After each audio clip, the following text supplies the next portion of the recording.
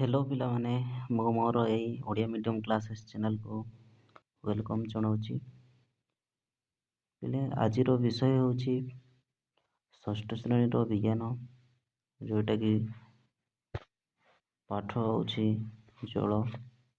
Okay, ଷୋଡ଼ଶ ଅଧ୍ୟାୟର। ତ ପିଲାମାନେ ଆଜି ଆମେ ଏଇ ଜଳ ଚାପ୍ଟରକୁ ଫୁଲ୍ କଭରେଜ୍ କରିଦେବା। ତ ପିଲେ এই ভিডিওটা ଷ୍ଟାର୍ଟ କରିବା ପୂର୍ବରୁ ସମସ୍ତେ ଆମର ଏଇ ଚ୍ୟାନେଲ୍ ଲାଇକ୍ ସେୟାର ଏବଂ ସବସ୍କ୍ରାଇବ୍ କରିଦିଅନ୍ତୁ। ପିଲେ ଆପଣ ଲାଇକ୍ ସେୟାର ଏବଂ ସବସ୍କ୍ରାଇବ୍ କରିବା ଦ୍ୱାରା ଆପଣ ହିଁ ସର୍ବପ୍ରଥମେ ଆମର ଏଇ ନୂଆ ନୂଆ ଭିଡ଼ିଓ ପାଇପାରିବେ। ସେଥିପାଇଁ ସମସ୍ତେ ଲାଇକ୍ ସେୟାର ଏବଂ ସବସ୍କ୍ରାଇବ୍ କରିଦିଅନ୍ତୁ। ଓକେ, ତ ଚାଲନ୍ତୁ ପିଲେ ଆଉ ଡେଲି କରିବାନି, ତ ଦେଖିବା ଜଳ ବିଷୟରେ ଆମେ ପଢ଼ିବା। ଓକେ, ଦେଖନ୍ତୁ ଏଠି କ'ଣ ଦିଆହେଇଛି। ତ ଜୀବନ ଓ ଜଳର ସମ୍ପର୍କ ନିବିଡ଼, ହଁ ନା ନୁହଁ? କ'ଣ ଆମର ଜୀବନ ଓ ଜଳର ସମ୍ପର୍କ ପୁରା ନିବିଡ଼, ଘନିଷ୍ଠ ଗୋଟେ ବନ୍ଧୁତା ରହିଲା ପରି, ହଁ ନା ନୁହଁ? ପୁରା ଦେଖ ଏଠି ବଞ୍ଚିବା ଓ ବଢ଼ିବା ପାଇଁ ଆମେ ଖାଦ୍ୟ ଖାଉ ଓ ଜଳ ପିଉ। ଓକେ, ତ ଆମେ ବଞ୍ଚିବା ପାଇଁ ଏବଂ କ'ଣ ଆମେ ବଢ଼ିବା ପାଇଁ କ'ଣ ଖାଇଥାଉ ନା ଖାଦ୍ୟ ଏବଂ ଜଳକୁ ପିଉ, ଖାଦ୍ୟ ଖାଉ ଏବଂ ଜଳ ପିଇଥାଉ। ଓକେ, ତ ତେଣୁ ଜଳକୁ ଜୀବନ କୁହାଯାଏ। ତେଣୁ କ'ଣ ନା ଜଳକୁ ଜୀବନ ବୋଲି କୁହାଯାଏ। ଜଳ ହିଁ ଜୀବନ। ସେଥିପାଇଁ ଆମେ ଜାଣିଲେ ତ ଜଳ ଏବଂ ଖାଦ୍ୟ କ'ଣ ନାଇଁ, ଖାଦ୍ୟ କ'ଣ ଖାଉଛେ, ଜଳକୁ ପିଉଛେ, ହଁ ନା ନୁହଁ? ତ ସେଥିପାଇଁ ଜଳକୁ କ'ଣ ଜୀବନ ବୋଲି କହୁଛେ। ଓକେ, ଦେଖନ୍ତୁ ନେକ୍ସଟ କ'ଣ ଦିଆଯାଇଛି ପିଲେ। ତ ଶିଶୁମାନେ କ୍ଷୀର ପିଅନ୍ତି, କ୍ଷୀରରେ ଜଳ ରହିଥାଏ, ହଁ ନା ନୁହଁ? ବେଳେ ବେଳେ ପଇଡ଼ ପାଣି ମଧ୍ୟ ଆମେ ପିଇଥାଉ। ସେଥିପାଇଁ ଆମେ କ'ଣ ନା ଶିଶୁମାନେ ଯେମିତି କ୍ଷୀର ପିଇଥାନ୍ତି, ଆଚ୍ଛା ସେଇ କ୍ଷୀରରେ କ'ଣ ଜଳ ମଧ୍ୟ ରହିଥାଏ, ହଁ ନା ନୁହଁ? ବେଳେ ବେଳେ କ'ଣ ନା ଆମେ ପଇଡ଼ ପାଣି ପିଇଥାଉ, ଖରା ସମୟରେ ବହୁତ ପିଅନ୍ତି ଆଗ, ହଁ ନା ନୁହଁ? ତ ଖରାଦିନେ ଯେମିତିକି କାକୁଡ଼ି, ତରଭୁଜ ଆମେ ଅଧିକ ଖାଇଥାଉ। କାହିଁକି? ଖରାର ପ୍ରଭାବରେ ଆମ ଶରୀରର ଜଳୀୟ ଅଂଶ କମିଯାଏ। ତ ଆମେ ଦେଖ ଖରା ଦିନରେ କ'ଣ କାକୁଡ଼ି, ତରଭୁଜରୁ କ'ଣ ଏସବୁକୁ ଆମେ ବହୁତ ଖାଇଥାଉ ଖରା ସମୟରେ। ତ ଆମେ କାହିଁକି ଖାଉ ଏସବୁ? ଆମର ଖାଇବାର କାରଣ କ'ଣ? କାହିଁକି ଏସବୁ କାକୁଡ଼ି, ତରଭୁଜ ଖରା ସମୟରେ ବହୁତ ଖାଇଥାନ୍ତି? କାହିଁକି ନା ଆମର ଯେଉଁ ଶରୀରରେ ଜଳୀୟ ଅଂଶଟା କମିଯାଏ, ହଁ ନା? ଆମକୁ କ'ଣ ଟିକେ ଦୁର୍ବଳ ଟିକେ ଲାଗିଥାଏ, ହଁ ନା? ମାନେ ଶରୀର ଟିକେ ହାଲକା ଲାଗିଥାଏ। ତ ଶରୀରର ଜଳୀୟ ଅଂଶ କମିଗଲେ ଆମକୁ ହାଲକା ଟିକେ ଲାଗେ, ହଁ ନା? ତ ଦେଖନ୍ତୁ ସେଥିପାଇଁ ଆମେ କ'ଣ ତରଭୁଜ, କାକୁଡ଼ି ଏବଂ ପାଣିର ପରିମାଣ ବହୁତ ପିଇଥାଉ। ଏହା ମାନେ ଏହି ଫଳ ଗୁଡ଼ିକରେ ଅଧିକ ପରିମାଣରେ ଜଳ ଥିବାରୁ ସେଗୁଡ଼ିକୁ ଖାଇଲେ ତ ଶରୀରର ଜଳର ଅଭାବ ପୂରଣ ଶୀଘ୍ର ହୋଇପାରେ। ଅନ୍ୟାନ୍ୟ ପଶୁପକ୍ଷୀମାନେ ମଧ୍ୟ ଜଳ ପିଇଥାନ୍ତି। ଦେଖନ୍ତୁ, ତ ଆମେ ବାକି ସବୁ କାହିଁକି ଖାଉନେ? କାଲି କ'ଣ କାକୁଡ଼ି, ତରଭୁଜ ଏସବୁ ଖାଉଛେ କାହିଁକିନା ଏଇ ଯେଉଁ କାକୁଡ଼ି, ତରଭୁଜ ଏମାନଙ୍କ ଏଇ ଫଳ ଗୁଡ଼ାକରେ କ'ଣ ନା ଆମର କ'ଣ ଜଳର ପରିମାଣ ଅଧିକ ରହିଥାଏ, ଯାହାଫଳରେ କି ଏଇ ଫଳକୁ ଖାଇଲେ ଆମ ଶରୀରରେ ଜଳର ଅଭାବ ରହିଥାଏ ଆମ ଶରୀରରେ, ତାହା ପୂରଣ ଶୀଘ୍ର ହୋଇଥାଏ। ସେଥିପାଇଁ ତାକୁ କ'ଣ ନା ଆମେ ବହୁତ ଖରା ଦିନରେ ଖାଇଥାଉ। ଓକେ, ତ ଦେଖନ୍ତୁ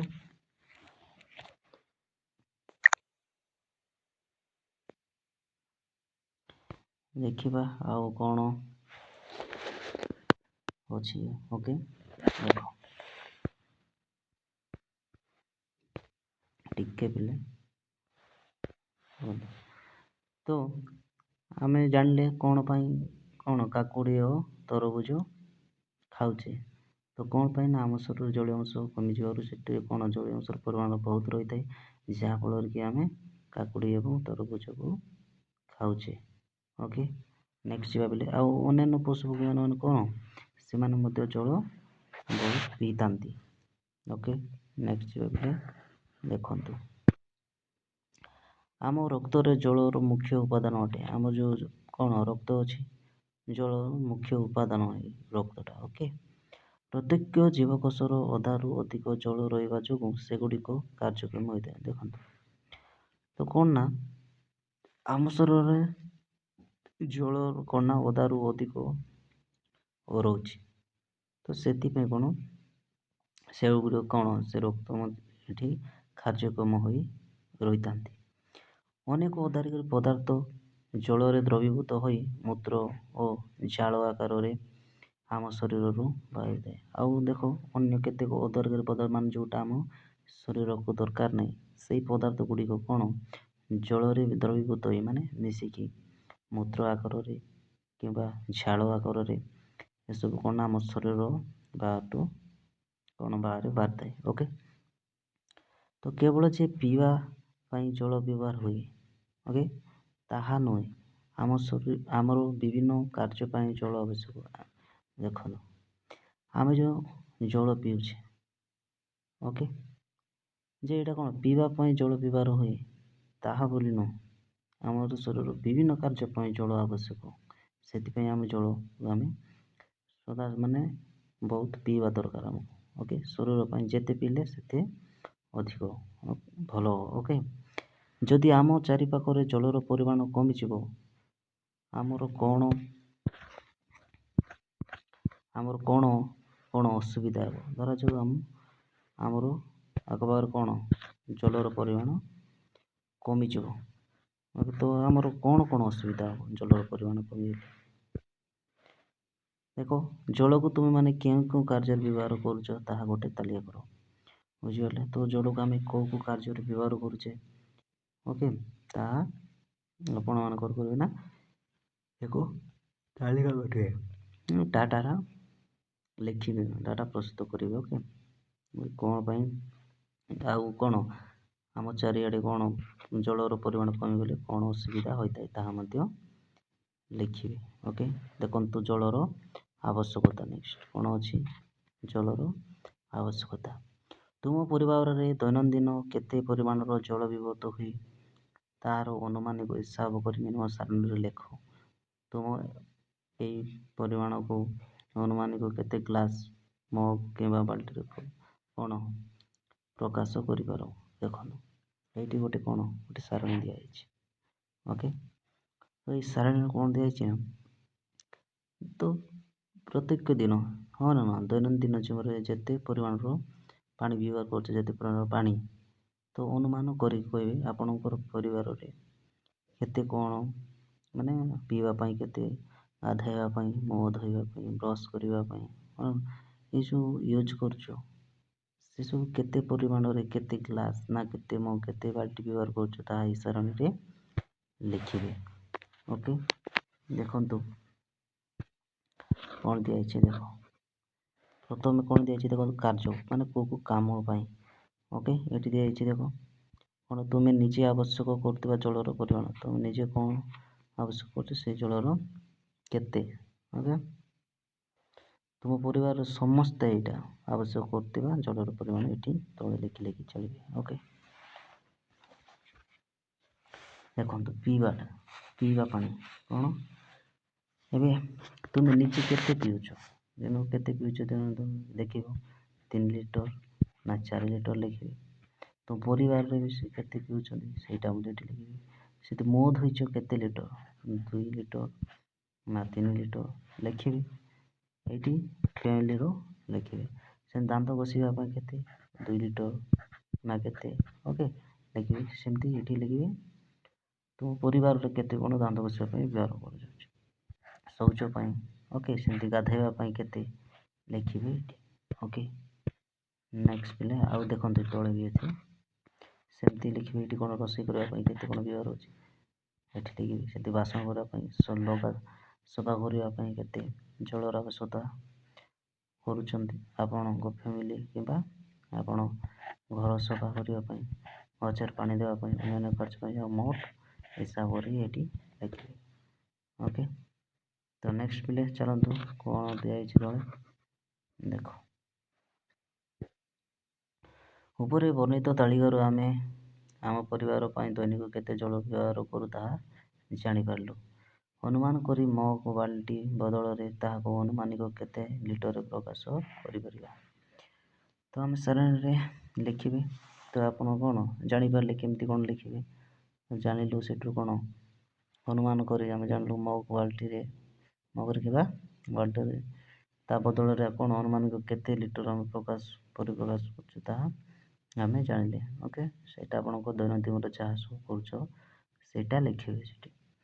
ଅନୁମାନ କର ତୁମେ ପିଇବାକୁ ଇଚ୍ଛୁକ ମଧ୍ୟରେ ପ୍ରାୟତଃ କେତେ ଜଳର ଦରକାର। ଓକେ, ତ କେତେ ଜଳ ଦରକାର କରୁଛୁ ଦେଖ।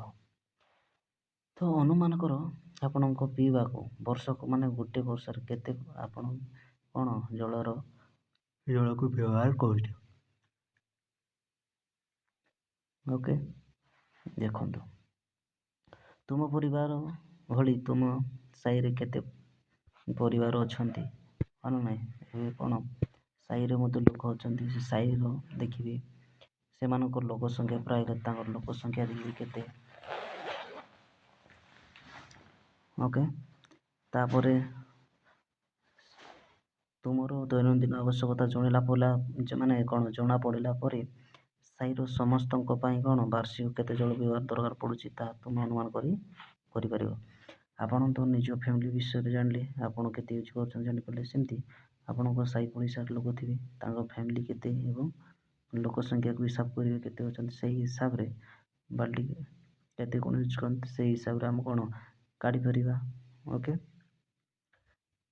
ପ୍ରଥମେ ଆପଣଙ୍କର ଫ୍ୟାମିଲି ଏବଂ ଆପଣଙ୍କର କାଢ଼ିବେ, ତାପରେ ଯାଇ ଏହା କାଢ଼ି ହେବ। ଓକେ, ତ ମଣିଷ ବୋଲି ଅନ୍ୟ ପ୍ରାଣୀମାନେ ମଧ୍ୟ ଜଳ ଆବଶ୍ୟକ କରନ୍ତି। ହଁ ନା ନାହିଁ। ତ ମଣିଷମାନେ ମଧ୍ୟ କ'ଣ ଅନ୍ୟ ପ୍ରାଣୀମାନେ ଯେମିତି ଜଳ ବ୍ୟବହାର କରିଥାଏ ସେମିତି ଆବଶ୍ୟକ କେମିତି କେଉଁ ପ୍ରାଣୀ ଦେଖନ୍ତୁ କୁକୁର, ଗାଈ, କୁକୁଡ଼ା, ଛେଳି ଆଦି ପ୍ରାଣୀମାନଙ୍କର ମଧ୍ୟ କ'ଣ ସେମାନଙ୍କ ମଧ୍ୟ ଜଳ ଆବଶ୍ୟକ ହୋଇଥାଏ। ଓକେ, ଦେଖନ୍ତୁ ଜଳରେ ମାଛ, କଇଁଛ ଆଦି ପ୍ରାଣୀ, ପଦ୍ମ ଭଳି ଉଦ୍ଭିଦ ଦେଖାଯାଆନ୍ତି। କ'ଣ ମାଛ, କଇଁଛ ଏବଂ ପ୍ରାଣୀ, ପଦ୍ମ ଭଳି ଯେମିତି ଉଦ୍ଭିଦ ଏମାନେ ମଧ୍ୟ କ'ଣ ସବୁ ପାଣିରେ ଦେଖାଯାଆନ୍ତି। ଓକେ, ଏତିକି ବୁଝିପାରିଲେ।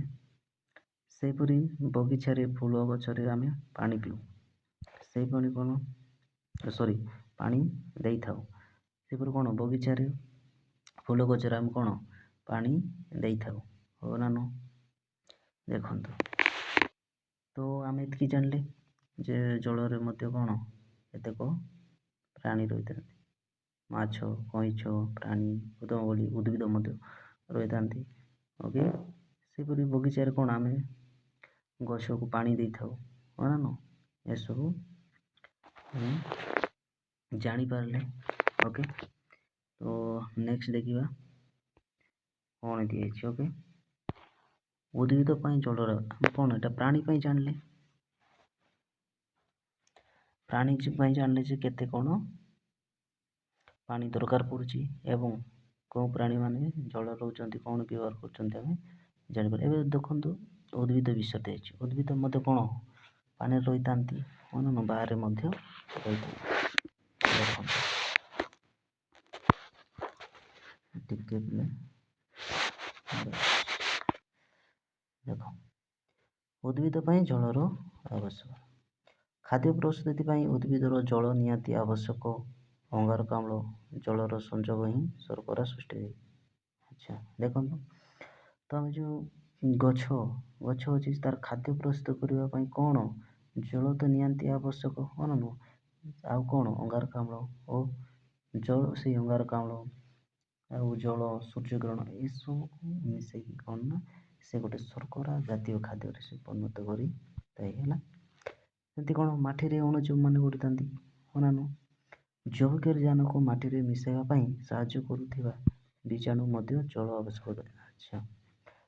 କରିଥାନ୍ତି। ଦେଖନ୍ତୁ ଆମେ ତ ଜାଣିଛେ ମାଟିରେ ମଧ୍ୟ କ'ଣ ଅଣୁଜୀବ ମାନେ ପଡ଼ିଥାନ୍ତି, ଯେଉଁଟାକି ଖାଲି ଆଖିରେ ଦେଖାଯାଆନ୍ତିନି କେତେ, ହଁ ନା?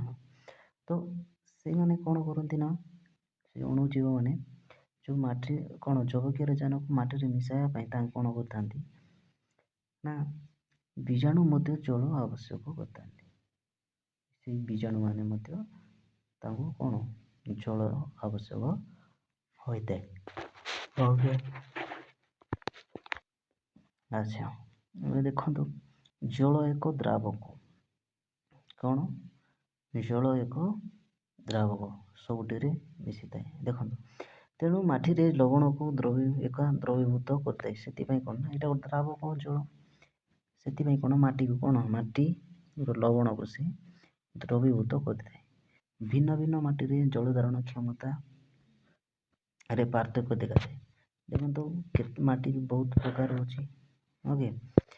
ତ ଭିନ୍ନ ଭିନ୍ନ ମାଟିରେ ଭିନ୍ନ ଭିନ୍ନ କିସମର କ'ଣ ତାଙ୍କର ଚାଷ ମଧ୍ୟ ହୋଇଥାଏ, ହଁ ନା? ମାଟି ଅନୁଯାୟୀ ମଧ୍ୟ ଚାଷ ହୋଇଥାଏ ଏବଂ ଭିନ୍ନ ଭିନ୍ନ ମାଟିର ଯେଉଁ ଜଳ ମଧ୍ୟ ତାଙ୍କର ଜଳ ଧାରଣ କ୍ଷମତା ଅଲଗା ଅଲଗା ଥାଏ। ଦେଖିବା, ଆସ ପରୀକ୍ଷା କରି ଦେଖିବା, ହଁ ନା ନୁହଁ? ଯେ ମାଟିର ଜଳ ଧାରଣ କ୍ଷମତା କାହାର ଅଧିକ, ସେଇ ବିଷୟରେ ଟିକେ ଦେଖିବା। ଓକେ, ଦେଖନ୍ତୁ ମାଟିର ଜଳ ଧାରଣ, ଓକେ, ଦେଖିବା ଗୋଟେ ଗୋଟେ। ଓକେ, ଦେଖ ତୁମ ପାଇଁ କାମ।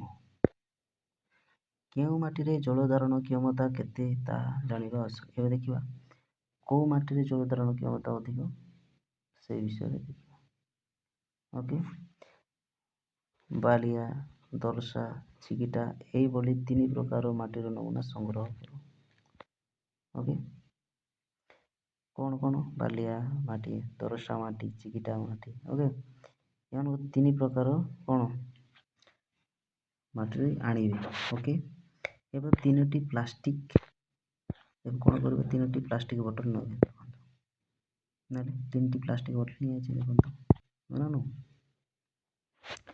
ଏବେ କ'ଣ କରିବେ? ତଳ ଚିତ୍ରରେ ଦିଆଯାଇଥିବା ଭଳି ତାର ଉପର ଅଂଶଟିକୁ କାଟିଦିଅ, ତା ତଳେ ପନେଲ ଭଳି କରିବ। ଦେଖ, ଏଇଠି କଟାଗଲା, ଏମିତି ଥିଲା, ଏମିତି କାଟି ଦେଇକି ଦେଖ ତାର କ'ଣ ଓଲଟେଇ ଦେଇଛି, ଓଲଟେଇକି ଏମିତି ରଖିଦେବେ ପନେଲ ବୋଲି, ହେଲା ନା? ଏଇଟା ଗୋଟେ ପନେଲ ବୋଲି ଏମିତି। ଓକେ, ନେକ୍ସଟ ଦେଖିବା। ଦେଖନ୍ତୁ,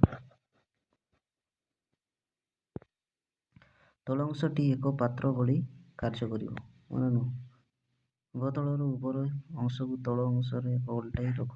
ଦେଖ, ଏଇଟା କ'ଣ ଗୋଟେ ପାତ୍ର ଭଳିଆ କାମ କରୁଛି ନା ଏଇଟା। ଓକେ, ଟିକେ ଦେଖ, ହଁ ନା ନୁହଁ? ଆଉ କ'ଣ ନା ଓଲଟେଇକି ଲଗେଇଲା ବେଳକୁ କ'ଣଟା ହେଉଛି? ଏଇଟା ତାର ତଳ ଅଂଶରେ ଓଲଟେଇ ରଖାଯାଇଛି, ଏଠି ଓଲଟେଇକି, ହଁ ନା ନୁହଁ? ଏବେ ଫନେଲ 3ଟି ଭିତରେ 3 ଖଣ୍ଡ କନା ବିଛାଇ ଦିଅ। ଏବେ କ'ଣ କରିବେ? ଆ ଭିତରେ 3 ଖଣ୍ଡ କନା ବିଛାଇ ରଖିବ, ହେଲା। ଦେଖନ୍ତୁ, ପ୍ରତ୍ୟେକ ସମାନ ସମାନ ପରିମାଣର ଭିନ୍ନ ଭିନ୍ନ ମାଟି ନିଅ ଓ ସେଥିରେ ସମାନ ପରିମାଣର ଜଳ ଢାଳ। ଏଠି ଇଏ କରିଦେଲେ, ହଁ ନା ନୁହଁ? ଏବେ କ'ଣ କରିବେ ନା ସମାନ ସମାନ ପରିମାଣର ଭିନ୍ନ ଭିନ୍ନ ମାଟି ଢାଳିବେ ଏଠି। ଓକେ, ଢାଳିବେ ଏବଂ ଏଥିରେ ସମାନ ସମାନ ପରିମାଣର ଜଳ ଢାଳିବ। ପାଣି ମଧ୍ୟ ସେମ୍ ସେମ୍ ଢାଳିବ।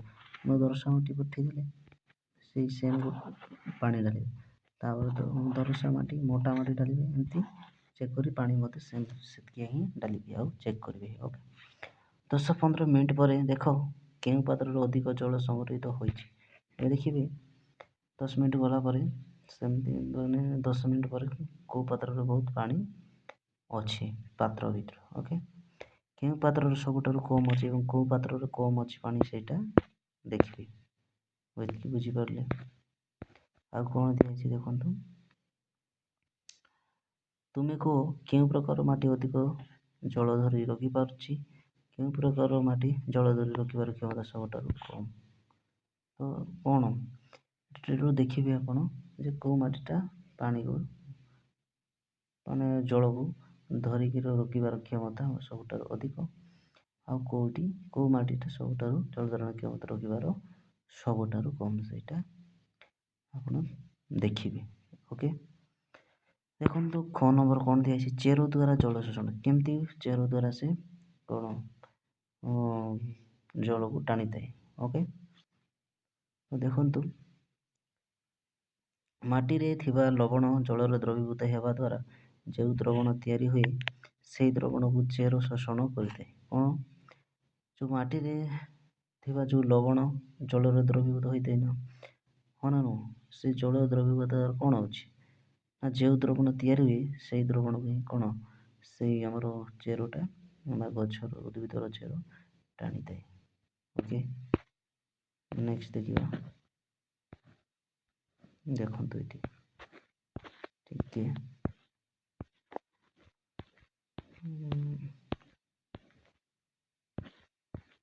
ଦେଖନ୍ତୁ, ଦେଖ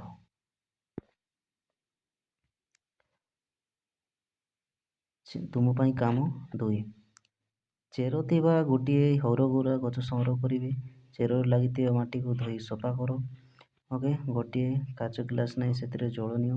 ଏହି ଜଳରେ 2 ଅଳତା ମିଶାଅ, ଜଳ ନାଲି ରଙ୍ଗର ହୋଇଯିବ। ଦେଖ, ଗୋଟେ ଗ୍ଲାସ୍ ନେଲେ, ମନେ ନୁହଁ, ଗୋଟେ ଗ୍ଲାସ୍ ନେଲେ, କ'ଣ ନେଲେ ବୋଲି, ଗୋଟେ ଗ୍ଲାସ୍। ଓକେ, ଆଉ ଗୋଟେ ଗଛକୁ ଉପାଡ଼ି ଆଣିବେ, ଯେମିତି ଚାର ଚେର ରହିବ ଏବଂ ସେଇ ଚେର ଥିବା ମାଟିକୁ ଭଲ ଭାବରେ ଧୋଇକି ସଫା କରିଦେବେ। ଓକେ, ଏଠି ଗ୍ଲାସ୍ ପାଣି ନେବେ, ଏଠି ପାଣି ନେବେ। ଓକେ, ପାଣିରେ ଟିକେ ଅଳତା ଲଗାଇବେ। କ'ଣ ଅଳତା, କ'ଣ ଲଗାଇବେ, ଅଳତା ଲଗାଇବେ। ଓକେ, ଅଳତା ଲଗାଇବେ ଏବଂ ମିଶାଇ ଦେବ, ଏଠି ଅଳତା ଲଗାଇକି ମିଶାଇ ଦେବ। ଏଇଟା କେମିତି ଦିଶିବ, ନାଳି ଦିଶିବ, ହଁ ନା ନୁହଁ। ଏବେ ଦେଖ, ଏବେ କ'ଣ କରିବେ, ସେଇ ଯେଉଁ ଗଛ ଆଣିଛ, ହଁ ନା ନୁହଁ, ସେଇ ଗଛ କ'ଣ କରିବେ, ସେଇ ଅଳତା ପାଣି ଅଛି ନା, ସେ ଚେର ବୁଡ଼େଇକି ଲକ୍ଷ୍ୟ କର କ'ଣ ପରିବର୍ତ୍ତନ ହୋଇଛି। ଦେଖ, କିଛି ସମୟ ପରେ ବ୍ୟବଧାନ ପରେ ଲାଲ ଜଳ ଚେରରୁ କାଣ୍ଡ ଦେଇ ପତ୍ରକୁ ଉଠିବ, କାରଣ ଗଛର ଚେର ହିଁ ଜଳ ଶୋଷଣ କରୁଛି। ଏବେ ଦେଖିବେ, କ'ଣ ଦେଖିବେ ନା, ନେଇଛନ୍ତି ଆପଣ ଗୋଟିଏ ଗଛ ନେଇଛନ୍ତି, ଏଠି ଗ୍ଲାସ୍, ତାପରେ ପାଣି ନେଇକି ଅଳତା କରିଛି, ହଁ ନା ନୁହଁ। ଏବେ ସେଇ ଗଛକୁ କ'ଣ କରିବେ ନା, ସେଇ ଗଛ ଭିତରେ ସେଇ ଚେରଟା ଗଛକୁ, ସେଇ ଯେଉଁ ଗଛ ଅଛି ତାକୁ ଭିତରେ ବୁଡ଼େଇ ଦେବେ, ଯେଉଁ ଅଳତା ପାଣିରେ ଚେର ଯେମିତି ବୁଡ଼ି ରହିଥିବ। ଦେଖିବେ କିଛି ସମୟ ପରେ এই ଯେଉଁ ଅଳତା ମାନେ ନାଲି ପାଣିଟା, ଜଳଟା ଏମିତି ଯେଉଁ ଚେର ଦେଇକି ପତ୍ରଟାକୁ ଏମିତି ଯାଇଥିବ, ସବୁ ନାଲି। ତ ଏଥିରୁ ଆମେ କ'ଣ ଶିଖିଲେ ନା, ଏଇ ଚେର ଦ୍ୱାରା ହିଁ ପାଣିଟା ଯାଉଛି ଉପରକୁ, ପତ୍ର ପାଖକୁ, ହଁ ନା ନୁହଁ। ଆଉ ଗୋଟେ ଏକ୍ସପେରିମେଣ୍ଟ ଅଛି ପିଲେ, ଦେଖନ୍ତୁ, ପତ୍ରରୁ ଜଳ ମୋଚନ, ମାନେ ପତ୍ରରୁ କେମିତି ଜଳ ମୋଚନ କରୁଛି ନା। ଜଳ ମୋଚନ ମାନେ କ'ଣ, ପତ୍ରରୁ ଆମେ ଜାଣିଛେ ଗଛ ଥିଲେ ବର୍ଷା ହୋଇଥାଏ, ଜାଣିଛେ ଆମେ, କିନ୍ତୁ ପତ୍ରରୁ ଜଳ ମୋଚନ ମାନେ କେମିତି ପାଣି ଛାଡ଼ିଥାଏ ପତ୍ରରୁ, କି ନା ଉଦ୍ଭିଦ ମାନେ ଏମିତି ପତ୍ରରୁ ପାଣି ଛାଡ଼ିଥାଏ। ଦେଖିବା, ଦେଖନ୍ତୁ, 2ଟି ପଲିଥିନ୍ ମଣି ନିଅ, 2ଟା ପଲିଥିନ୍ ମଣି ନେବେ। ବଗିଚାରେ ଥିବା ଗଛର ଡାଳକୁ ବା ପତ୍ର ସହ ଏହି ପଲିଥିନ୍ ମଣି ଭିତରେ ପୁରା ସୂତା ସାହାଯ୍ୟରେ ବାନ୍ଧି ଦିଅ, ହେଲା। 15 ମିନିଟ୍ ପରେ ପର୍ଯ୍ୟବେକ୍ଷଣ ଦେଖନ୍ତୁ, ଏଇଟା ଗୋଟେ ପତ୍ର ଅଛି, 2-3ଟା ପଦ୍ଧତି ଅଛି। ଆଉ ଏଇଠି କ'ଣ କରିବେ ନା, ବାନ୍ଧି ଦେବେ, ଏଇଟା ଅଛି ଗଛ, ଏ ଯେଉଁ ପତ୍ରକୁ ବାନ୍ଧି ଦେବେ। ଦେଖ, ଏଠି ଦିଆହେଇଛି, ପଲିଥିନ୍ ଦ୍ୱାରା ଘୋଡ଼େଇବେ, ଗୋଟେ ସୂତା ବାନ୍ଧିବେ, ଯେମିତିକି ବାୟୁଟା ଭିତରକୁ ପଶି ନ କରେ, କିମ୍ବା ସେ ଭିତର ବାଟେ ବାହାରକୁ ବାହାର, ସେଇ ହିସାବରେ ବାନ୍ଧିଦେବେ। ଓକେ, ଏବେ ଦେଖନ୍ତୁ କ'ଣ ହେଉଛି, ବାନ୍ଧିଥିଲେ, ହଁ ନା ନୁହଁ। ଏବେ କ'ଣ ଦେଖିବାକୁ ମିଳିବ, ପଲିଥିନ୍ କଳ ଭିତର ପଟରେ କିଛି ଜଳବିନ୍ଦୁ ଲାଗିଛି। ଏହି ଜଳ ଗଛର ପତ୍ର ଦେଇ ବାଷ୍ପ ଆକାରରେ ବାହାରୁଛି ଓ ପଲିଥିନ୍ ମଣିରେ ଜମା ହୋଇଛି। ଦେଖ, ଏଇ ଯେଉଁ ଏଠୁ କ'ଣ ଜାଣିଲେ ଆମେ ଏଇ ଯେଉଁ ଏଠୁ ଓକେ କ'ଣ ଶିଖିଲେ ଏବେ ଦେଖ ଏଇ ଯେଉଁ ଆମେ ଜାଣିଛେ ଆଗରୁ କ'ଣ ଗଛଟା ପାଣି ଛାଡ଼ିଥାଏ ପତ୍ର ଦ୍ୱାରା କାହା ଦ୍ୱାରା ପତ୍ର ଯେତିକି ତାର ଖାଦ୍ୟ ପାଇଁ ସେ ବ୍ୟବହାର କରିଥାଏ ଜଳକୁ ବାକି ସବୁ ଜଳକୁ ସେ କ'ଣ ଗାରକୁ ଛାଡ଼ିଥାଏ ବାୟୁମଣ୍ଡଳ ତ ଯେତେବେଳେ ସେ ଛାଡ଼ୁଥାଏ ସେଇ ସମୟରେ କ'ଣ ଆମେ ତ କ'ଣ ପଲିଥିନ୍ ସହିତ ଗୁଡ଼ାଇ ଦେଇଛି ପତ୍ରକୁ ତ କୁଆଡ଼େ ଯିବ ସେଇ ଯେଉଁ ପତ୍ରଟା ପାଣି ଛାଡ଼ୁଥିବ ବାଷ୍ପ ଆକାରରେ ଯେଉଁଟା ବାଧ୍ୟ ଏଇଟା କ'ଣ ସେ ପଲିଥିନ୍ ମୁନିରେ ଲାଗିଯିବ ବାହାରକୁ ତ ବାହାରି ପାରିବନି କାହିଁକି ଏମାନେ ଗୁଡ଼ାଇକି ରଖିଛି ସୂତା ସାହାଯ୍ୟରେ ହଁ ନା ନୁହଁ ଓକେ ଏବେ ଦେଖିବା ନେକ୍ସଟ କ'ଣ ଅଛି ଦେଖନ୍ତୁ ଏତିକି ବୁଝିପାରିଲେ ଦେଖ ତ ପଲିଥିନ୍ ଖୋଳର ଭିତର ପଛେ କ'ଣ ଚଳଚଳ ବିନ୍ଦୁ ରହିଥିବ ହଁ ନା ନୁହଁ ସେଇଟା ବାଷ୍ପ ଆକାରରେ ବାହାରୁଛି ଏବଂ ପଲିଥିନ୍ ଜମରେ ଜମା ହେଉଛି ସେ ତାହାକୁ କ'ଣ କୁହାଯାଏ ନା ଜଳମୋଚନ ବା ଉଚ୍ଛେଦନ ପ୍ରକ୍ରିୟା ବୋଲି କୁହାଯାଏ ଓକେ ଯେଉଁ ଛୋଟ ଛୋଟ ଜଳ ବିନ୍ଦୁ ବାହାରିଥିଲା ଏବଂ କ'ଣ ସେ ପଲିଥିନ୍ ମୁଣ୍ଡରେ ଲାଗିଯାଇଛି ନା ତ ତାକୁ ହିଁ କହିବା ଆମେ କ'ଣ ନା ଜଳମୋଚନ ବା ଉଚ୍ଛେଦନ ପ୍ରକ୍ରିୟା ଓକେ ଦେଖନ୍ତୁ ଉପରୋକ୍ତ ପରୀକ୍ଷା ଗୁଡ଼ିକରୁ ଆମେ ଜାଣିଲେ ଯେ ମାଟିରେ ଥିବା ଜଳକୁ ଗଛ ଚେର ସାହାଯ୍ୟରେ ଶୋଷଣ କରିଥାଏ କ'ଣ ଆମେ ଜାଣିଲେ ମାଟିରେ ଥିବା ଯେଉଁ ଜଳକୁ କିଏ ଶୋଷଣ କରିଥାଏ ଆମ ଚେର ଗଛର ବା ହଁ ନୁହଁ ସେ ଗଛର ଚେର ହିଁ ଟାଣିଥାଏ ଏହି ଜଳକୁ ବ୍ୟବହାର କରି ଶ୍ଵେତସାର ଖାଦ୍ୟ ପ୍ରସ୍ତୁତ କରିଥାଏ ଶେଷର ଜଳର କିଛି ଅଂଶ କ'ଣ ବା ଯାହା ସବୁ ବଳକା ରହିଥାଏ ସବୁ ଜଳ ତ ୟୁଜ୍ କରିନଥାଏ ନା ଯେତେ ଦରକାର ସେତିକି ୟୁଜ୍ କରିଥାଏ ସବୁ ବାକି ଜଳକୁ କ'ଣ କରିଥାଏ ନା ସେ ବାଷ୍ପ ଆକାରରେ ବାୟୁମଣ୍ଡଳକୁ ଛାଡ଼ିଥାଏ ସେଇ ଯେଉଁ ବାଷ୍ପରେ ଛାଡ଼ୁଛି ସେଇଟା ହିଁ ଆମେ କ'ଣ ପତ୍ରରେ ଗୁଡ଼ାଇଥିଲୁ ସେଥିପାଇଁ ସେଇ କ'ଣ ସେ ପଲିଥିନ୍ ମୁଣ୍ଡରେ ସେଇ ଛୋଟ ଛୋଟ ଜଳ ବିନ୍ଦୁଟା ସେଠି ଲାଗିଥିଲା ଓକେ ନେକ୍ସଟ ଯିବା ଦେଖନ୍ତୁ ଏବେ ଦେଖିବା ବନ୍ୟା କ'ଣ ବନ୍ୟା ତ ବନ୍ୟା କାହାକୁ କୁହାଯାଏ ବନ୍ୟା କୁହାଯାଏ ଓକେ ଦେଖନ୍ତୁ ଜଳର ଉତ୍ସ ଯଥା ନଦୀ ପୋଖରୀ କୂଅ ଗୁଡ଼ିକରେ ବର୍ଷା ଦିନରେ ଜଳର ପରିମାଣ ଅଧିକ ହୁଏ ଅନାନୁ ଦେଖିବେ ମାନେ ବର୍ଷା ଦିନରେ କ'ଣ ହେବ ନଦୀ ପୋଖରୀ କୂଅ ଏସବୁ କ'ଣ ଫୁଲି ଉଠିବ ଅନାନୁ ବର୍ଷା ଦିନରେ ଜଳର ପରିମାଣ ଅଧିକ ହୋଇଥାଏ ପୋଖରୀକୁ ଡେଇଁକି ବାହାରକୁ ଯାଇଥାଏ ଅନାନୁ କ୍ରମାଗତ ଭାବେ ଅଧିକ ବର୍ଷା ଲାଗି ରହିଲେ ନଦୀରେ ଅଧିକ ଜଳ ଆସିଥାଏ ଯାହାଫଳରେ କ'ଣ କ୍ରମାଗତ କରି ମାନେ ବନ୍ଦ ହେଇକି କ'ଣ ବର୍ଷା ହେଉଥିବ ତାମାନେ କ'ଣ ନଦୀର ଅଧିକ ଜଳ ହୋଇଥାଏ ନା ନୁହଁ ତୁମ ଗ୍ରାମ କିମ୍ବା ସହର ନିକଟରେ କ'ଣ ନଦୀ ଥିଲେ ଦେଖିଥିବ ଅଧିକ ବର୍ଷା ହେବା ଫଳରେ ନଦୀ ଜଳ କୂଳ ଲଙ୍ଘନ କରି ଦୁଇ ପଟେ ମାଡ଼ିଯାଏ ଦେଖିବେ ମନେକର ନଦୀ ଯାଉଛି ଏ ନଦୀରେ କ'ଣ ହେବ ନା ଅଧିକ ବର୍ଷା ଲାଗି ବର୍ଷା ଲାଗିବ ତାମାନେ କ'ଣ ହେବ ନା ଏଇ ଯେଉଁ ପାଣି ପୁରା ଭର୍ତ୍ତି ହେଇଯିବ ଭର୍ତ୍ତି ହେବା ଦ୍ୱାରା କ'ଣ ହେଉଛି ନା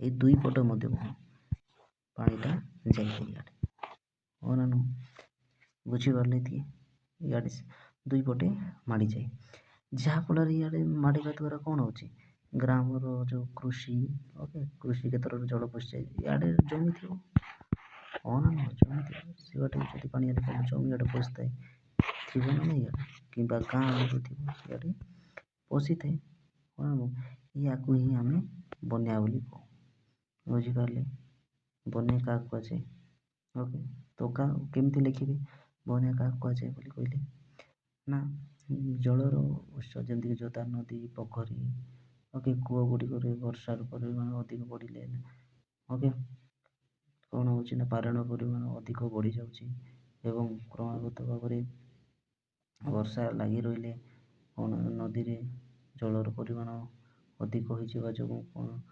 ଦୁଇ ପଟରେ ବର୍ଷା ମାଡ଼ି ଯାଇଥାଏ ଓକେ ଯାହାଫଳରେ କି ଆମର କୃଷି କ୍ଷେତ୍ର ମାନଙ୍କ ଚାଷ ଜମିରେ ଗ୍ରାମରେ ସବୁ ପାଣି ପଶି ଯାଇଥାଏ, ଯାହାଫଳରେ କି ବନ୍ୟା ହେବାର ସମ୍ଭାବନା ରହିଥାଏ। ତାହା କୁହାଯାଏ କ'ଣ? ବନ୍ୟା ବୋଲି କହିଥାଉ। ବନ୍ୟା ଦ୍ୱାରା ଜଳ ସ୍ରୋତରେ ଗାଈ, ଛେଳି ଆଦି ମନୁଷ୍ୟମାନେ କ'ଣ ଭାସି ଯାଆନ୍ତି। ଓକେ, ତ ବନ୍ୟା ହେବା ଦ୍ୱାରା କ'ଣ ଅଛି, ଗାଁ ପରେ ପଶିଲେ କ'ଣ ହେବ? ଛେଳି, କୁକୁଡ଼ା, ଗାଈ, ଗୋରୁ ସବୁ ଭାସି ଯାଆନ୍ତି। କେଉଁଠି? ବନ୍ୟାରେ। ଓକେ, ନେକ୍ସଟ ଦେଖିବା, ମଣିଷ ମଧ୍ୟ ଭାସିଯାଆନ୍ତି। ଆମ ରାଜ୍ୟରେ ବନ୍ୟା ଏକ ମୁଖ୍ୟ ପ୍ରାକୃତିକ ବିପର୍ଯ୍ୟୟ। ଓକେ, ଆମ ରାଜ୍ୟରେ ତ କ'ଣ ବନ୍ୟା ହୋଇଥାଏ। ଓକେ, ପ୍ରାକୃତିକ ବିପର୍ଯ୍ୟୟ ଏଇଟା ପ୍ରକୃତିରୁ ହୋଇଥାଏ। ମହାନଦୀରେ ବନ୍ୟା ଜଳକୁ କ'ଣ ରଖିବା ପାଇଁ ହୀରାକୁଦ ବନ୍ଧ କରାଯାଇଛି, ହଁ ନା ନୁହଁ? ଓକେ, ତ ଆମର ମହାନଦୀରେ କ'ଣ ଜଳକୁ ରଖିବା ପାଇଁ କ'ଣ କରାଯାଇଛି ନା ହୀରାକୁଦରେ ଏକ ଡ୍ୟାମ୍ କରାଯାଇଛି। କ'ଣ କରାଯାଇଛି? ଡ୍ୟାମ୍। ଓକେ, କ'ଣ କରାଯାଇଛି ନା ଡ୍ୟାମ୍। ଦେଖନ୍ତୁ, କେଉଁ ଡ୍ୟାମ୍? ହୀରାକୁଦ ଡ୍ୟାମ୍। ଓକେ, ଏବେ ଦେଖିବା ଏଇ ନଦୀବନ୍ଧରୁ ଅଧିକ ପରିମାଣରେ ଜଳ ହଠାତ୍ ଏକକାଳୀନ ଛାଡ଼ିଲେ ତଳମୁଣ୍ଡରେ ବନ୍ୟା ହୋଇଯାଏ। ଧର ଯେଉଁ ଏଇଠି ଅଛି ଡ୍ୟାମ୍ଟା, ପାଣି ଆସୁଛି ଏଇଠି ଅଛି, ଆମେ ଯଦି ଏକାମାଟି ଛାଡ଼ିଦେବା କ'ଣ ହେବ? ପାଣିଟା ପୁରା ଗାଁ ଭିତରକୁ କିମ୍ବା ଜମିକୁ ପଶିଥାଏ, ହଁ ନା ନୁହଁ? ବନ୍ୟା ହୋଇଯାଏ। ତ ବନ୍ୟା ପୂର୍ବରୁ ଓ ବନ୍ୟା ସମୟରେ ତୁମେ କି ପ୍ରକାର ସତର୍କତା ଅବଲମ୍ବନ କରିବ, ତାହାର ଆବଶ୍ୟକତା ସୂଚନା ରେଡ଼ିଓ, ଟେଲିଭିଜନ ଆଦି ମାଧ୍ୟମରେ ଦିଆଯାଏ। ତ କ'ଣ ଦେଖିବେ, ବନ୍ୟା ତା ପୂର୍ବରୁ କିମ୍ବା 5-6 ଦିନ ପୂର୍ବରୁ ମଧ୍ୟ କ'ଣ କରିବେ ନା ଆମକୁ ଯଦି ମାନେ ସତର୍କତା ହେବାର ଅଛି କେଉଁଠାରୁ ବନ୍ୟା ସମୟରେ, ତ କ'ଣ ଆମ ରେଡ଼ିଓ, ଟେଲିଭିଜନରୁ ସବୁ କ'ଣ ସୂଚାଇଥାନ୍ତି, କହିଥାନ୍ତି, ହଁ ନା ନୁହଁ? ନେକ୍ସଟ ଯିବା, ଦେଖନ୍ତୁ ମରୁଡ଼ି। କ'ଣ ଆମେ ବନ୍ୟା ବିଷୟରେ ଜାଣିଲେ, ଏବେ ଦେଖିବା ମରୁଡ଼ି କେମିତି, ମରୁଡ଼ି କାହାକୁ କହିବା? ଓକେ, ଆବଶ୍ୟକ ବୃଷ୍ଟିପାତର ପରିମାଣ କମିଯିବା ଫଳରେ କ'ଣ ହେବ? କ୍ରମାଗତ ଭାବେ ଅନିୟମିତ ଓ ଅନିଶ୍ଚିତ ବୃଷ୍ଟିପାତ ଫଳରେ କୃଷି କାର୍ଯ୍ୟ ପାଇଁ ଆବଶ୍ୟକ ପରିମାଣର ଜଳର ଅଭାବ ହୋଇଥାଏ। କ'ଣ ନା ଆବଶ୍ୟକ ବୃଷ୍ଟିପାତର ପରିମାଣ ଯଦି କମିଯିବା ପରେ, ଧରାଯାଉ ବର୍ଷା ଭଲ ଭାବରେ ହେଲା ନାହିଁ। ଓକେ, କ୍ରମାଗତ କ'ଣ ଅନିୟମିତ କିମ୍ବା ଅନିଶ୍ଚିତ ବୃଷ୍ଟିପାତ ଫଳରେ କୃଷି କାର୍ଯ୍ୟ ପାଇଁ ଆବଶ୍ୟକ ପରିମାଣ କ'ଣ ତାଙ୍କମାନଙ୍କୁ ମାନେ ଚାଷ କରିବା ପାଇଁ, ଓକେ, ମାନେ ଜଳର ପରିମାଣ ଅଧିକ ଦରକାର କି ନୁହଁ? ତ ସେଥିପାଇଁ କ'ଣ ନା ଆବଶ୍ୟକ ମରୁଡ଼ି ଯାହାକୁ କହିବା। ଏବେ ନା ଧରାଯାଉ ବର୍ଷା ହେଲା ନାହିଁ, କେତେ ବର୍ଷ କିମ୍ବା ଅନେକ ସମୟ ପାଇଁ ବର୍ଷା ହେଲା ନାହିଁ, ତ କ'ଣ ନହେବା ତ କ'ଣ ହେଉଛି, ଚାଷ ଜମି ସବୁ ଶୁଖିଯାଏ, ହଁ ନା ନୁହଁ? ଶୁଖିଯିବା ଦ୍ୱାରା କ'ଣ ହେଉଛି, ଜଳର ଅଭାବ ଦେଖାଯାଉଛି। କାରଣ ଯେଉଁ ଚାଷ କରୁଥିବୁ ତାକୁ ଆବଶ୍ୟକ ପରିମାଣର ଜଳ ମିଳିନଥାଏ, ଯାହାଫଳରେ କ'ଣ ହୋଇଥାଏ, ଚାଷଟା ଆମର ଯାହା କରିଥାଉ ତାହା ଖରାପ ହେଇଥାଏ। ଆମେ ତାକୁ ହିଁ କ'ଣ ଆମେ ମରୁଡ଼ି କହିଥାଉ, ହଁ ନା ନୁହଁ? ଦେଖନ୍ତୁ ଏଇଠି ଦିଆଯାଇଛି, ଗଛ ଗୁଡ଼ିକ ଆବଶ୍ୟକ ପରିମାଣର ଜଳ ପାଆନ୍ତି ନାହିଁ, ଯାହାଫଳରେ କ'ଣ ଗଛ ଗୁଡ଼ିକ ଆବଶ୍ୟକ ଗଛ କ'ଣ ପାଇ ନଥାନ୍ତି। ଦେଖନ୍ତୁ, କ୍ରମାଗତ ଭାବେ ବହୁତ ଦିନ ଧରି ଆମ ଦେଶରେ ବର୍ଷା ନହେଲେ ଜଳର ଘୋର ଅଭାବ ଦେଖାଯାଏ, ଏହାକୁ ମରୁଡ଼ି ବୋଲି କୁହାଯାଏ। ଓକେ, କ'ଣ ବୁଝିଲେ ମରୁଡ଼ି? ନା ଧରାଯାଉ ବହୁତ ଦିନ ଧରି ବର୍ଷା ହେଲା ନାହିଁ, ଓକେ, ତ ଜଳର କ'ଣ ଘୋର ଅଭାବ ଦେଖାଯାଏ। ତ ଘୋର ଅଭାବ ଦେଖାଦେବା କ'ଣ ଅଛି, ଚାଷ ଜମି ଭଲରେ ହୋଇନଥାଏ, ହଁ ନା ନୁହଁ? ତ ତାହାକୁ ହିଁ କୁହାଯାଏ ମରୁଡ଼ି ବୋଲି କୁହାଯାଏ। ଓକେ, ଫଳରେ ପଶୁପକ୍ଷୀ ମଧ୍ୟ ଜଳ ବିନା, ଯାହାଫଳରେ କ'ଣ ପାଣି ନଥିଲେ କ'ଣ ପଶୁପକ୍ଷୀ ମଧ୍ୟ ମରିଯାଇଥାନ୍ତି। ଓକେ, ନେକ୍ସଟ ଯିବା ଜଳ ସଂରକ୍ଷଣ, ମାନେ ପାଣିକୁ ଆମେ ସଂରକ୍ଷଣ କେମିତି ରଖିବା। ଓକେ, ଦିନକୁ ଦିନ ଜଳର ବ୍ୟବହାର ବଢ଼ି ଚାଲିଛି, ହଁ ନା ନୁହଁ? ଆମ ଜନସଂଖ୍ୟା ଯେତେ ବଢ଼ୁଛି ସେତିକି ଆମର କ'ଣ ଜଳର ପରିମାଣ ବଢ଼ି ଚାଲିଛି। ଓକେ, ତ ସାଧାରଣତଃ ଭାବରେ ମନୁଷ୍ୟ ତା'ର ଦୈନନ୍ଦିନ ଜୀବନରେ ଯାହା ଜଳ ବ୍ୟବହାର କରୁଛି ତାହାର ପରିମାଣ ଅତି କମ୍ ହୋଇଥିଲେ ମଧ୍ୟ କୃଷି ଓ ଶିଳ୍ପ କ୍ଷେତ୍ରରେ ଅଧିକ ଜଳର ଆବଶ୍ୟକତା ରହିଛି। ଆଚ୍ଛା, ଦେଖନ୍ତୁ ଏବେ ସାଧାରଣତଃ ଭାବରେ କ'ଣ ନା ମନୁଷ୍ୟ ତାର ଦୈନନ୍ଦିନ ଜୀବନରେ ଯେତିକି ଜଳ ବ୍ୟବହାର କରୁଛି, ଯେମିତିକି ଗାଧୋଇବା, ଧୋଇବା, ପିଇବା, ଖାଇବା, ଯାହା ସବୁ ମାନେ ପାଇଁ ଜଳ ବ୍ୟବହାର କରୁଛି, ହଁ ନା ମଣିଷ। ତ ତାର ଏଇ ଯେ ଯେତିକି ପରିମାଣର ଯେଉଁ ବ୍ୟବହାର କରୁଛି ପାଣି ଏବଂ କୃଷି ଓ ଶିଳ୍ପ କ୍ଷେତ୍ରରେ ଅଧିକ ଜଳର ଆବଶ୍ୟକ, ତାର ଅନୁସାରେ ମାନେ ଆମେ ଯାହା ବି ବ୍ୟବହାର କରୁଛେ କ'ଣ ପାଣି, ତାଠାରୁ ଅଧିକ କୃଷି ଓ ଶିଳ୍ପ କ୍ଷେତ୍ରରେ ଅଧିକ ଜଳର ଆବଶ୍ୟକତା ହୋଇଥାଏ। ଓକେ, ସମୁଦ୍ର ଜଳ ଏଥିପାଇଁ ଅନୁପଯୁକ୍ତ ହୋଇଥିବାରୁ ବର୍ଷା ଜଳ ଓ ଭୂତଳ ଜଳର ସଂରକ୍ଷଣ ନିହାତି ହେବ। ସେଥିପାଇଁ କ'ଣ ଦେଖନ୍ତୁ, ଏବେ କହିବେ ସାଗରରେ ତ ଗଧା ପାଣି ଅଛି, ହଁ ନା ନୁହଁ? ତ ସେଇ କ'ଣ ନା ସମୁଦ୍ର ଜଳ ଏବେ ଅନୁପଯୁକ୍ତ, ମାନେ ସେଇଟା ଅନୁପଯୁକ୍ତ, ସେଇଟା ଉପଯୁକ୍ତ ଅନୁପଯୁକ୍ତ ହୋଇଥିବାରୁ ସେମାନେ କ'ଣ ନା ବର୍ଷା ଜଳ ଏବଂ ଭୂତଳ ଜଳର ହେଲା ସେଇ ପାଣିକୁ ନିହାତି ଆବଶ୍ୟକ ହୋଇପଡ଼ିଛି। ଓକେ, କ'ଣ ସମୁଦ୍ରର ଅନୁପଯୁକ୍ତ ହେଇଛି ବୋଲି। ଭବିଷ୍ୟତରେ ଜଳର ଆବଶ୍ୟକତା ଆହୁରି ଅଧିକ, ହଁ ନା ନୁହଁ? ଭବିଷ୍ୟତରେ ଏମିତି ଧୀରେ ଧୀରେ କ'ଣ ଜନସଂଖ୍ୟା ମଧ୍ୟ ବଢ଼ି ବଢ଼ି ଚାଲିଛି। କ'ଣ ଭୂଗର୍ଭରେ ମାଟିରେ କ'ଣ ପାଣିର ପରିମାଣ ତଳକୁ ଖସି ଖସି ଚାଲିଛି, ହଁ ନା ନୁହଁ? ତ ଏମିତି ଧୀରେ ଧୀରେ କ'ଣ ଭବିଷ୍ୟତରେ ମଧ୍ୟ ଆହୁରି ଏମିତି କ'ଣ ଅସୁବିଧା ହୋଇଥାଏ ହେବ, କାରଣ ଆମ ଜନସଂଖ୍ୟା ବଢ଼ି ଚାଲିଛି, ହଁ ନା ନୁହଁ? ଏବଂ ଆମର ଆବଶ୍ୟକତା ମେଣ୍ଟାଇବା ପାଇଁ ଅଧିକ କଳକାରଖାନା ମଧ୍ୟ ସ୍ଥାପନ କରିବାକୁ ହେବ, ଯାହାଫଳରେ ଆଗରେ କ'ଣ ଆମକୁ ଜଳର ଆବଶ୍ୟକତା ପଡ଼ିବ ଏବଂ ମାନେ କ'ଣ କଳକାରଖାନା ମଧ୍ୟ ଅଧିକ ସ୍ଥାପନ କରିବାକୁ ପଡ଼ିବ, କାହିଁକି ଲୋକ ସଂଖ୍ୟା ବଢ଼ୁଛି। ଓକେ, ତେଣୁ ଜଳଭାବ ଦୂର କରିବା ପାଇଁ ଆମେ ଜଳ ସଂରକ୍ଷଣ, ସେଥିପାଇଁ ଆମେ କ'ଣ ଜଳଭାବକୁ ଆମେ ଦୂର କରିବାର ଅଛି। ତାହେଲେ ଆମେ ଜଳକୁ ଆମେ କ'ଣ ସଂରକ୍ଷଣ କରିବା ଦରକାର। ଓକେ, ସେଥିପାଇଁ ନିମ୍ନ ବିଷୟ ପ୍ରତି ଧ୍ୟାନ ଦିଆଯାଏ। ଦେଖ, ତ ଆମେ ଜଳ ସଂରକ୍ଷଣ କରିବା ପାଇଁ କେମିତି ମାନେ ସାବଧାନ ହେବା ଆବଶ୍ୟକ କେମିତି ଦିଆହେଇଛି। ଦେଖନ୍ତୁ କ'ଣ କ'ଣ କଲେ ଆମେ ଜଳକୁ ସଂରକ୍ଷଣ କରିପାରିବା। ଦେଖନ୍ତୁ 1 ନମ୍ବର ଦିଆଯାଇଛି କ'ଣ ନା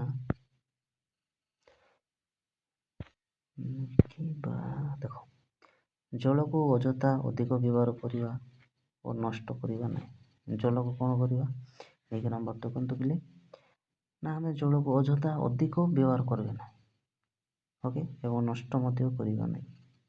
ବୁଝିପାରିଲେ? 1 ନମ୍ବର ପଏଣ୍ଟ। 2 ନମ୍ବର ଦେଖନ୍ତୁ, ବ୍ୟବହାର ନ କରିବା ବେଳେ ଟ୍ୟାପକୁ ସର୍ବଦା ବନ୍ଦ କରିବା। ଆପଣ ଧରାଯାଉ ଆପଣ ବ୍ରସ୍ କରୁଛନ୍ତି, କ'ଣ ବ୍ରସ୍ କରିବେ, ଆପଣ ବ୍ରସ୍ କଲା ସମୟରେ ପାଇପକୁ ଛାଡ଼ି ଦେଇଥିବେ, ପାଣି ଯାଉଥିବ, ଆପଣ ବ୍ରସ୍ କରୁଥିବେ, ତ ଭଲ ହେବ କି ନାହିଁ? ତ ସେଇ ସମୟରେ ମାନେ ବ୍ୟବହାର ନ କରିବା ସମୟରେ ବନ୍ଦ କରିଥିବ, ଯେତେବେଳେ ବ୍ୟବହାର କରୁ ସେଇ ସମୟରେ ଚଳିବ, ଏମିତି ବ୍ୟବହାର କରିବାର ଅଛି। ଓକେ, ତ ବ୍ୟବହାର ନ କରିବା ସମୟରେ କ'ଣ ପାଣି ଟ୍ୟାପକୁ ସର୍ବଦା ବନ୍ଦ ରଖିବେ। ଓକେ, 3 ନମ୍ବର, ଜଳ ଉତ୍ସ ଗୁଡ଼ିକର ପ୍ରଦୂଷଣ କମାଇବା ପାଇଁ ଯତ୍ନବାନ ହେବ ଏବଂ କ'ଣ ଜଳର ଯେଉଁ ଉତ୍ସ ଗୁଡ଼ିକ କ'ଣ ପ୍ରଦୂଷଣ ହେଉଛି, ଜଳ ପ୍ରଦୂଷଣ ହେଇକି ଚାଲିଛି, ତାକୁ ଆମେ ଯତ୍ନ ନେବା ଆବଶ୍ୟକ। ବର୍ଷା ଜଳକୁ ଗ୍ରାମାଞ୍ଚଳରେ ଛୋଟ ଜଳ ଭଣ୍ଡାର ଆକାରରେ କ'ଣ ସଂରକ୍ଷଣ କରିବା। ଓକେ, ଆଉ କ'ଣ କରିବା, ବର୍ଷା ଜଳ ଯଦି ପଡ଼ୁଥିଲେ କ'ଣ ଗ୍ରାମାଞ୍ଚଳରେ ଛୋଟ ଜଳ ଭଣ୍ଡାର କରିକି ଆମେ ତାକୁ ରଖିବା ଦରକାର। ସହରାଞ୍ଚଳରେ ଛାତରେ ପଡ଼ୁଥିବା ବର୍ଷା ଜଳ ଅମଳ କରିବା, ଅର୍ଥାତ୍ ଏହାକୁ ବୋହିଯିବାକୁ ନ ଦେଇ ଗର୍ତ୍ତ ଖନନ କରି ସେଥିରେ ସଂଗ୍ରହ କରିବା। ଦେଖ, ଆଉ କ'ଣ ସହରାଞ୍ଚଳରେ କେମିତି କରୁଛନ୍ତି, ଓକେ, ଯେଉଁ ଛାତରେ ବର୍ଷା ଜଳକୁ ଅମଳ କରିବା ପାଇଁ, ଅର୍ଥାତ୍ ଏହାକୁ ବୋହିଯିବାକୁ ନ ଦେଇକି ଗୋଟେ ଦେଖନ୍ତୁ ଏଠି ଏମିତି ଆପଣ ପାଣି ରଖିବେ, ଦେଖନ୍ତୁ ରହିଛି ନା, ଏମିତି କରିବେ। ଓକେ, ଏମିତି ବର୍ଷା ଜଳରେ ଛାତ ଉପରେ ରଖିବେ। ବୁଝିପାରିଲେ? ବୁଝିଲା? ସେମିତି ଗର୍ତ୍ତ ଖନନ କରିକି ସେଥିରେ ସଂଗ୍ରହ କରିବେ। ଦେଖନ୍ତୁ ସବୁ ଅଛି ନା, ସଂଗ୍ରହ ଅଛି। ଓକେ, ବୁଝିପାରିଲେ କି? ତ ମୁଁ ଆଶା କରୁଛି ପିଲାମାନେ ମୁଁ ଆପଣଙ୍କୁ ଏଇ ଜଳ ଚାପ୍ଟରକୁ ମୁଁ ଫୁଲ୍ କଭରେଜ୍ କରିଛି, ଆପଣଙ୍କୁ ବହୁତ ହେଲ୍ପଫୁଲ୍ ହେବ ବୋଲି ଭାବୁଛି। ତ ଆମେ ଏଇ କ୍ଲାସ୍କୁ ଆମେ ଏଇଠି ଶେଷ କରିଦେବା ପିଲେ। ତ ଦେଖନ୍ତୁ ଆମେ ଏଇଟା ସାରିଦେଲେ ନେକ୍ସଟ କ୍ଲାସ୍କୁ ଆଉ ଏହାର କ୍ୱେଶ୍ଚିନ୍ ଆନ୍ସର୍ ନେଇକି ଆସୁଛି। ଓକେ, ତ ଏଇ ଭିଡ଼ିଓଟାକୁ ଶେଷ କରିବା ପୂର୍ବରୁ ସମସ୍ତେ ଲାଇକ୍ ସେୟାର ଏବଂ ସବସ୍କ୍ରାଇବ୍ କରିଦିଅନ୍ତୁ ପିଲେ, ଏବଂ କମେଣ୍ଟ ମଧ୍ୟ କରିଦିଅନ୍ତୁ। ଓକେ, ତ ଚାଲନ୍ତୁ ପିଲେ ଏଇ କ୍ଲାସ୍କୁ ଏଇଠି ରଖିଦେବା। ଜୟ ଜଗନ୍ନାଥ ପିଲାମାନେ, ଜୟ ଜଗନ୍ନାଥରେ ଜୟ ଜଗନ୍ନାଥ।